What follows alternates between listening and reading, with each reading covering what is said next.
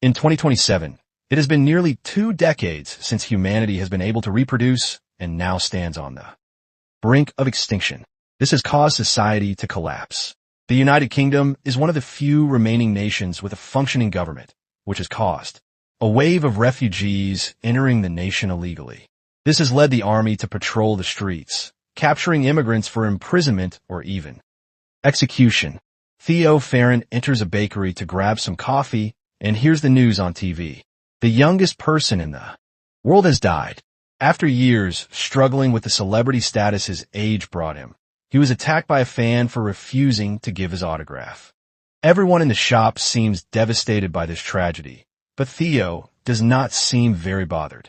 He leaves the bakery and stops just a few meters away to add whiskey to his coffee when suddenly there is an explosion in the shop. There's lots of screaming and alarms going off, but thankfully he is not hurt. With an annoying ringing in his ears and still not caring, Theo goes to work as if nothing happened. At the office, almost no one is actually doing their work. They're too busy crying over the loss of the youngest person in the world. He uses this as an opportunity. He lies to his boss and says he is also upset by the news. Then he asks permission to finish his work from home before leaving. On his way back, the train he took is hit by rocks from rebels and thugs. There are also many cages full of refugees guarded by police at the station. This still does not make Theo even blink. Outside the station, he meets his old friend, Jasper Palmer. After a hug, they get into Jasper's car and drive to his house in the countryside while discussing the bakery explosion. Considering the idea that it might have been the government itself that planted the bomb, they see a bus pass by carrying refugees to a camp in Bexhill. Jasper's house is hidden in the forest, so hidden that they have to stop the car and move some fake branches to get through. He teases Theo about his lack of a love life and his drinking problem and also offers for him to come live with him. But Theo refuses the offer. Jasper used to be a political cartoonist and his wife, Janice, was a photojournalist. However, he has become a hippie who sells herbs, and Janice has been in a catatonic state ever since she was tortured. In the house there are old photos of Theo with a woman and a little boy. After saying goodbye to Janice, he and Jasper spend time on the sofa smoking and discussing various topics. Jasper mentions that his main client is an immigration police officer at the Bexhill camp, and they discuss the possible existence of the Human Project, a secret scientific organization with hidden facilities where they're trying to find a cure for humanity's infertility. Theo returns to his house the next day, and when he leaves for work, he is kidnapped on the street by a militant group called the Fishes. With their faces covered, they put him in the van and do not uncover him until they have him in their territory. When Theo opens his eyes, he is in a protected room and sees for the first time in years his ex-wife Julian Taylor, who apologizes for the theatrics. But they had to do it to avoid the police. She has been a wanted woman since her activist days, but he left that life behind. After explaining that they were not the ones who planted the bomb at the bakery, Julian takes Theo outside for a walk. The reason she made him come is that she needs transit papers for a refugee girl to reach the coast, and Theo can get them through his cousin. He refuses the idea, and when Julian offers to pay for it, he says he does not need her money, which is a lie. Since he is not cooperating, she has her people cover his face again and take him out of the place. While in the van, one of the Fishes says that this never happened and that they will always be watching. Another gives him a paper notice to hang in the subway in case he changes his mind. Then Theo is left in the middle of the street with some change for the bus. Some time later, it seems he ends up changing his mind because he visits his cousin Nigel, who works as a minister. A fancy car with its own driver picks him up and takes him to a private residence, where the minister stores and restores classic works of art, like Michelangelo's David, which has a piece of its leg missing. After hugging, they have lunch together with the minister's son, who ignores them, while playing on a screen connected directly to his body. After asking his cousin about his wife, Theo asks for the transit papers, making up a story that they are for his girlfriend to visit her very sick brother. In Brighton, Nigel points out that it is a big favor since it is highly controlled. And after yelling at his son to take his pills, he asks Theo to follow him to the window, where he says he will see what he can do. Theo wonders why he keeps all this art when in 100 years there will be no one left to look at it, and Nigel replies that he does not think about that. Hours later, Theo is at a pub and is approached by one of the fishes, Luke, who saw the paper notice that had been given to him stuck outside. How it lie that he got the papers, but they are sets, so he will have to escort the girl himself. A task he will accept if he is paid extra. Luke agrees because Julian thinks highly of him. The next day, Theo is approached by one of the fishes again while betting on dogs. A woman shows the same sign he used the previous day. He follows her outside and gets on a bus where Julian is waiting for him. She asks about the papers before reminiscing about the old days, but they end up arguing about the way they handled the death of their son, Dylan, and their eventual separation. When they reach their stop, they hurry off the bus, and Theo takes the chance to ask why he was chosen, and Julian says she trusts him. He also asks what will happen to them, and Julian says she does not know before kissing him. She says he only came for the money. After crossing a bridge, they walk underneath it to meet Luke, who gives Theo his money as soon as he asks for it, while explaining that he will be taken to the first checkpoint in Canterbury, and then he will be on his own with the girl. They get into the car where Theo is introduced to a woman named Miriam and a young girl he will be escorting, Key. They drive to Canterbury, and Theo sleeps at the start of the trip, but when he wakes up later, he and Julian reminisce about their old days as activists and play a small game with a golf ball. When they are about to reach their destination, they are ambushed by an armed gang. Julian is shot. They manage to escape the gang by car, but then the police arrive and chase them. Instead, Luke has no choice but to stop the car. However, when he gets out, he shoots both police officers before returning to his place behind the wheel and getting everyone out of there as fast as possible. They stop to say goodbye to Julian. The two women cover her body with a shawl and pray, while Theo pretends to be unaffected until he distances himself from them, where he allows himself to cry. This does not last long, however, because Luke tells them to get back in the car so they can leave before being caught again. It is dusk when they arrive at a fish's hideout, where the entire group is gathered to vote on their new leader. Theo asks for a ride to London, but they say it is too dangerous and he will have to wait until the next day. Instead, he is offered a bath and clean clothes. After washing up, he chats with one of the fishes before Miriam comes looking for him and takes him to the barn while the fishes vote for Luke as their new leader. Inside the barn, Theo meets Key, who says Julian told stories about his son and that if things got bad, she should talk to Theo.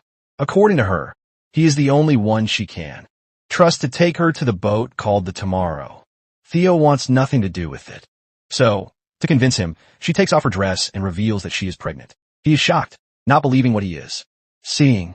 But the moment is interrupted by Luke, who takes everyone back inside. They watch the news on TV. Julian's body has been found, and now they are looking for the people who were with her in the car. The police think they will be able to identify them soon. A discussion then begins about what they should do. The fishes do not want to go public with her because the government will take her child, but Theo thinks she needs proper care. There is also the issue of the human project being quite difficult to contact, so they might lose their only chance if they do not go find that boat. Key decides to stay and have her child at the hideout, but she still wants to be taken to the Tomorrow after her child is born. Later that night, Theo cannot sleep, so he is awake to hear noises of people arriving outside. He walks over to secretly find out what is happening. It is the people who attacked them earlier. The ambush had been Luke's plan, so he could become the leader and take control of the child to use it as a political tool in his revolution. Theo will not allow it. So he runs to Key and Miriam's room to tell them what is happening and help them escape. They flee. Outside, and while hiding from the guards, they carefully approach each car. They disable 2 of them and get into the 3rd one, which will not start. Theo gets out and starts pushing it, attracting the attention of the fishes. He gets back in the car, which still will not start, but at least it is moving thanks to going downhill. The men are coming after them, but are not allowed to shoot because the girl is in the car. So they try to grab them through the window, but Theo and Miriam push them away. The car stops. Once more halfway down the hill, and Theo gets out to push again. He gets it moving, but it also gives a chance for one of the fishes to reach them and point his gun at Theo, who shoves him, hitting him with the door. At the bottom of the hill, the car gets stuck in the mud. So he gets out to push while Miriam hotwires it. It takes a few tries for her, but the car ends up working so well, in fact, that Theo has to run after it to get back in. Miriam stops for him, and with Theo back with the women, they manage to escape the farm. Theo says he knows a place where they can hide and takes them to Jasper's house, who welcomes them with open arms. During dinner, they discuss their options. The Human Project boat will have 2 stops, and neither of them looks good. Wandsmere is too far to reach in time, and Bexhill is the refugee camp. Jasper thinks that is the solution and tells them to eat while he gets some things ready. The next morning, Miriam is outside practicing something like yoga and is braiding Janice's hair. Theo approaches her and asks about the pregnancy. She is 8 months pregnant and does not know who the father is. At that moment, Jasper returns with a plan. The group can go to the Bexhill camp and meet with his buyer police officer, who will smuggle them in so they can reach their boat. He accepts this plan and night falls. While having a drink, he hears the others sharing a smoke and talking. Jasper tells the women the story of how Theo and Julian met as protesters in the middle of a rally by chance, and their relationship took a bad turn when they lost their son to the flu pandemic. Unable to hear any more of that, Theo leaves them to their conversation and goes to bed. The next morning, everyone is woken up by the alarm. The fishes have found them. Jasper gives Theo the instructions on how to contact. Sid then sends him to the car with the women, refusing to go with them. He wants to stay, saying he's been through worse situations. Theo drives the girls away, but stops on a hill too. Watch what is happening at the house from afar. The fishes arrive, and not liking Jasper's answers, they shoot him. Theo does not tell Key that everything is fine before leaving for good. This time they reach their meeting point the next day, an abandoned school. While Key enjoys the swings, Miriam tells Theo about her old job as a midwife and how she saw the problem of infertility affect all of her patients little by little. A truck arrives. It is Sid, their contact. After exchanging the password, he puts them in the truck and drives them to the refugee camp. Key has her first contraction on the way. They tell Sid she is just car sick. They arrive at Bexhill, and Sid tells them to look sad, before moving them from the truck to a bus full of refugees that quickly leaves the area. Soon Key's contractions start to get worse, and when they reach the camp itself, her water breaks. A guard notices her state of distress. So Miriam distracts him by acting like she is having a religious outbreak. Then she is taken away to be executed. He is also about to take Key, but then Theo points at the water on the ground between her legs and says it is urine and feces driving him away. Theo and Key get off the bus and join a line, where he loses her for a brief moment when a guard tells him to get rid of his watch. But they find each other again shortly after. The line is released into the city that has become the refugee camp, and there they look for Marichka, a Romanian woman, who takes them to a safe abandoned building and gives them a private room where Key can have her baby.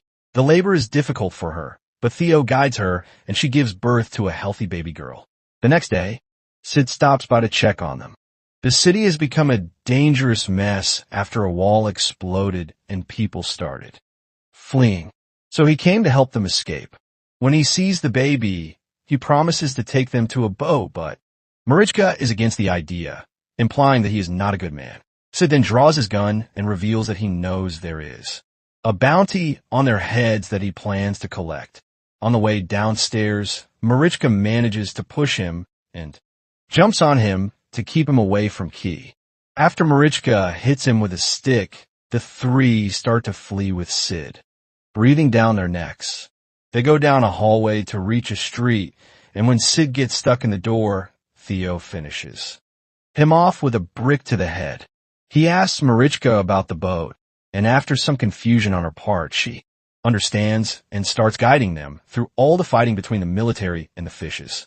She gets them into a building, and after showing the baby to the owner through a window, they're allowed into a very nice apartment.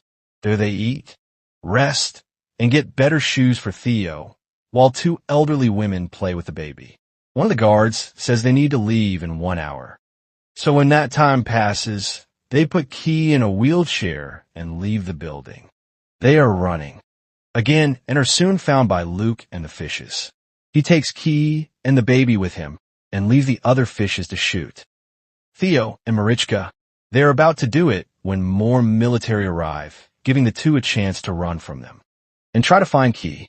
Theo gets separated from Marichka, but he keeps dodging soldiers and fishes until he manages to enter a building under heavy fire. After climbing several stairs, he finally finds Key and her baby near Luke, who is trying to convince them of his good cause when a bomb explodes in the building, ending his life. Theo grabs Key and the baby and escorts them out, having no trouble leaving the building because everyone is in awe of the baby. The refugees touch them as if they were a vision, and when they're stopped by the fishes, they also let them pass. Upon leaving the building, the soldiers entering notice the baby and start shouting to stop the shooting so they can let them through. As they walk away, everyone outside stares at them in shock. But the fire resumes when the trio is far enough from the building. They go back to the entrance of the building where they had been captured and reunite with Marichka, who finally leads them to an underground passage where their boat is waiting for them. After refusing to join them, Marichka pushes the boat and sends them out to sea. Theo rows until they reach the buoy that will serve as the meeting point. While waiting, Key notices blood in the boat, and Theo says it is his. He was shot, but he is fine. When the baby starts crying, Theo teaches Key how to burp her, and she decides then that she will name her daughter Dylan in honor of Theo's son. He loses consciousness and perhaps even passes away just as the tomorrow arrives to take Key and Dylan to safety.